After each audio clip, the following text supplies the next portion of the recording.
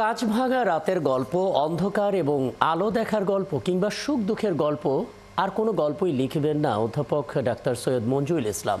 থাকা না থাকার গল্পের মতোই চলে গেলেন তিনি চিরতরে। শিক্ষক, সাহিত্যিক, চিন্তক, সব পরিচয়ের ঊর্ধ্বে তিনি ছিলেন এক মানবতার প্রতীক, যিনি বিশ্বাস করতেন সাহিত্য মানুষের মুক্তির পথ দেখায়। আজ তার প্রস্থানে থেমে গেছে কলম, তবে থেকে গেছে তার শব্দের আলো। সবুজ মাহমুদের প্রতিবেদন। আমার আলোচনার শিরোনাম বাংলা সাহিত্য, শিক্ষা ও চিন্তার জগতে আলো ছড়ানো এক নাম অধ্যাপক ডক্টর সৈয়দ মঞ্জুরুল ইসলাম। একাধারে শিক্ষক, কথাসাহিত্যিক, প্রবন্ধকার, চিন্তাশীল মানুষ। তার কলমে, বক্তৃতায় কিংবা শ্রেণীকক্ষে ছিল মানবতার বার্তা, সংস্কৃতির সুবাস। সেই আলোকবর্তিকা নিভে গেছে।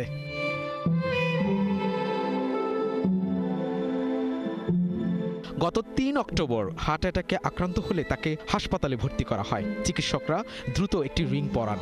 তবে দীর্ঘদিনের উচ্চ রক্তচাপ, কিডনি জটিলতা ও হার্ট ফেইলিওরে শেষ পর্যন্ত তাকে আর বাঁচানো যায়নি। ৫ তারিখে ওনার শারীরিক অবস্থার বেশ অবনতি হয়। অবনতি হওয়ার পরে আমরা তখন ওনাকে পরিবারের সম্মতিতে লাইফ সাপোর্টে নিতে বাধ্য হই এবং ওনাকে লাইফ সাপোর্টে নেওয়া হয়। ৭ তারিখে ওনার অবস্থার বেশ কিছুটা উন্নতি হয়। উন্নতি হওয়ার পরে ওনার লাইফ সাপোর্ট খুলে নেওয়া হয়। পরবর্তীতে আজ সকালবেলা তার শারীরিক অবস্থার আবারও অবনতি হয়। অবনতি হলে আমরা তাকে আবারও লাইফ সাপোর্টে নিতে বাধ্য হই এবং তারপরে আজকে বিকেল ৫টার সময় heart attack, heart failure, kidney জটিলতা এবং শ্বাস প্রশ্বাসজনিত জটিলতার কারণে উনি বিকেল ৫টায় শেষ নিঃশ্বাস ত্যাগ করেন। তার মৃত্যুতে দেশের ঐতিহ্য ও সংস্কৃতি অঙ্গনের মানুষ গভীর শোক প্রকাশ করেছেন। যখনই জাতীয় জীবনে যে কোনো সংকট হয়েছে, তিনি নির্ভয়ে সত্য কথাটা উচ্চারণ করেছেন।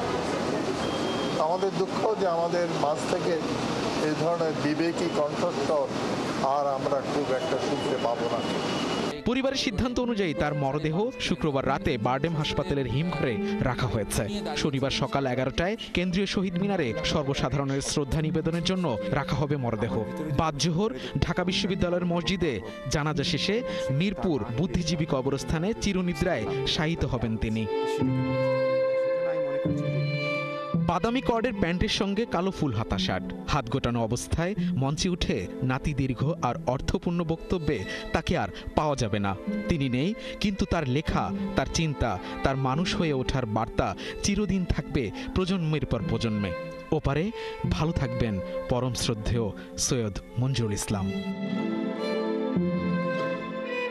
সবুজ মাহমুদ, ৭১, ঢাকা।